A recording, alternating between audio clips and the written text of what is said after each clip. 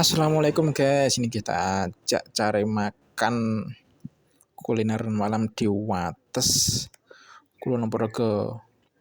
Ini namanya bakmi Jawa Mbah Bingin yang alamatnya ada di Jalan Diponegoro, Jogoyudan, Wates, Kulon Progo guys. Warung ini, warung sederhana ini bukanya mulai jam 6 sore guys, habis maghrib. Menu spesial di sini tuh mie guys, mie kuah.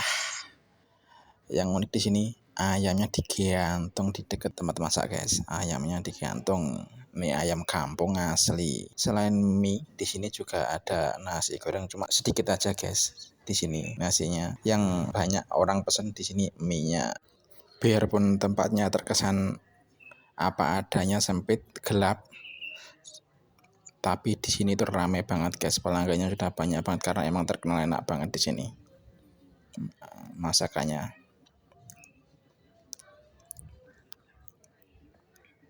Ini lihat tampakannya mie-nya.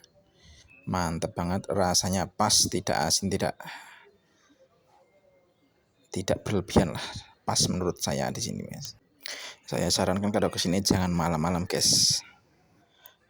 Karena takutnya nanti habis. Kalau habis berarti harus besok lagi ke sini. Yang spesial di sini itu masaknya masih pakai arang guys, tidak pakai kompor gas.